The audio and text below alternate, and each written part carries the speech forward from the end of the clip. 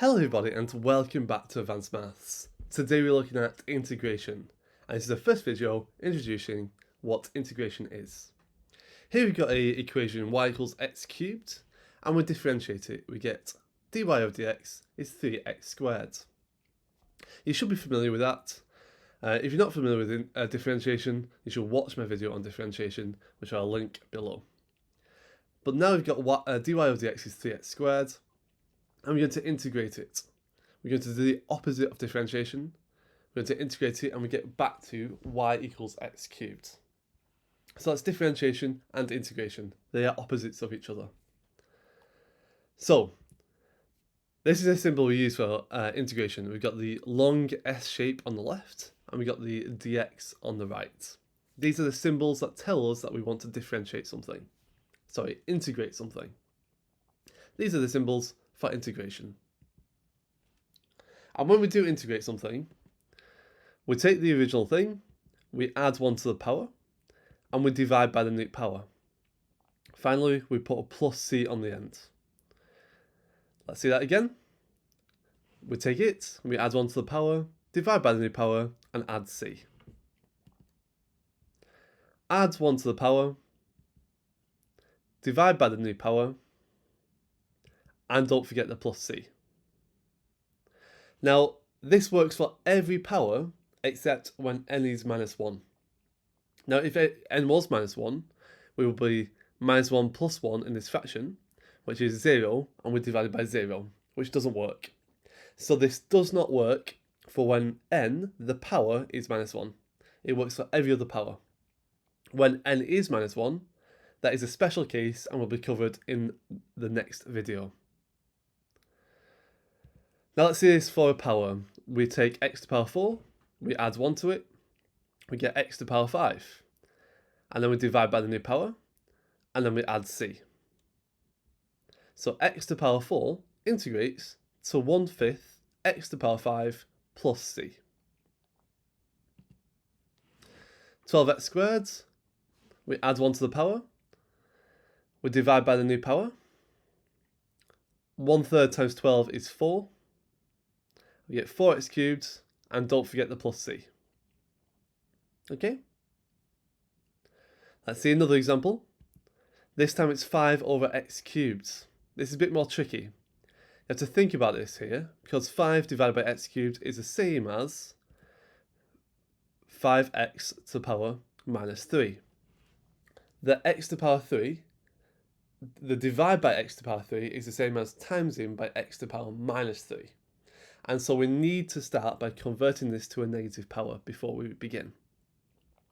So 5 over x cubed is the same as 5x to the power minus 3. And we add 1 to the power, minus 3 plus 1 is minus 2. And we divide by the new power. 5 divided by minus 2 is minus 5 over 2. And don't forget the plus c, like this. That is an integrated version of it. However, you might also want to convert it to a fraction, convert it back to a fraction. And minus 5 over 2, x to the power minus 2. The x to the power minus 2 is the same as divide by x squared. And so we can write this as minus 5 over 2x squared plus c. Just look at what I did there with the minus power. The x to the power minus 2 became a divide by x squared. Okay? And that's how you integrate fractional powers. Now we've got integral of 3 square root of x dx. Okay, we're going to take it and we're going to convert the 3 square root of x to 3x to the power half. 3 square root of the x is the same as 3x to the power half. This is the same thing. You should know that if you've got a root or a square root, something like this, that is a fractional power. That is x to the power half.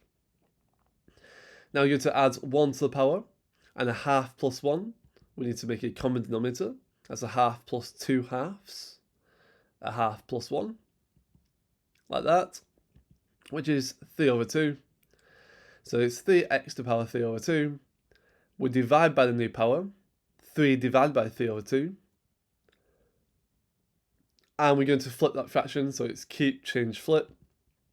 So it's the same as multiplying, like that. So you can flip the fraction and multiply it. The 3 and the 3 cancel. Really nice example of this. We get 2x to the power 3 over 2 plus c. We have integrated this integral. Now here's some examples for you. Just look at the examples on the screen. You might want to pause the video now and make sure you agree with the steps here and you understand how this has happened. Specifically, this top row, look at the first one, it's the integral of 5 dx. That just becomes 5x plus c.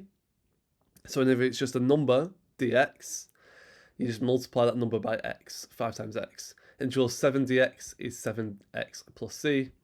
Minus 650 dx equals minus 650x plus c. So that's really nice. When it's just a number being integrated, it just becomes that number times x plus c. These examples, you're just adding 1 to the power and dividing by the new power. Here we've got a fractional power as we had before. It's integral of 1 over x to the power 5, which is x to the power minus 5 integrated. Add 1 to the power and divide by the new power, and you get minus 1 over 4x to the power 4 plus c. Finally, we've got the square root of x integrated. As we did before, this is a fractional power, it's x to the power half, which integrates like this. Now let's see this in action. So it says a curve has the gradient dy over dx equals 4x plus 8 minus 6x to the power 5. Find a general expression for y. So here we are given the gradient dy over dx and we want to find an expression for y.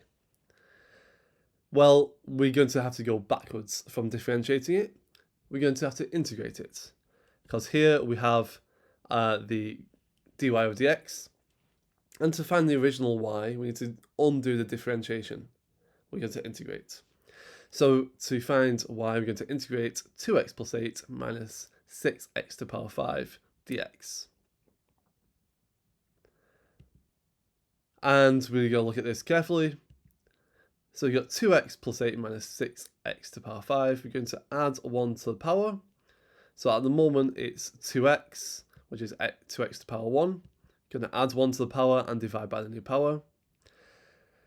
2 divided by 2 is 1, so it's just x squared. Now plus 8, when you integrate plus 8, it just becomes 8x. And now we've got minus 6x to the power 5. We add 1 to the power, becomes x to the power 6, and we divide by the new power. 6 divided by 6 is 1. So you get x squared plus 8x minus x to the power 6. And don't forget the plus c. And that's it. And all the plus c is doing here is just saying that there might be a number added on the end that disappeared when you differentiated it. So when you do differentiate this expression here, x squared plus 8x minus x to the power 6 plus c, you do get 2x plus 8 minus 6x to the power 5. And the plus c on the end was just a number. It's just representing a number that might have disappeared when you differentiated it. And that's it. That's how we integrate. I've now got some practice questions for you to try. I'd like to pause the video now and try this yourself. Okay? Take your time. Try and do it perfectly. Try not to make any mistakes. I will give you one hint. This last one, 2x times x plus 8. You need to expand that bracket first.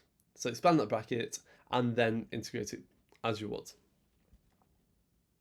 When you're ready, press play and I'll reveal the answers in 3, 2, 1.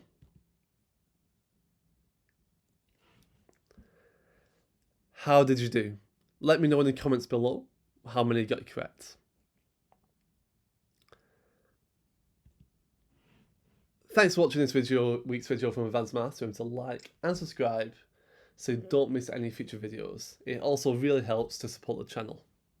We're covering GCSE, A-Level and IB Maths with quick and simple explanations, and new videos are coming very soon. Check out advancemaths.com for more free revision resources. We offer everything completely free, and there are no ads either.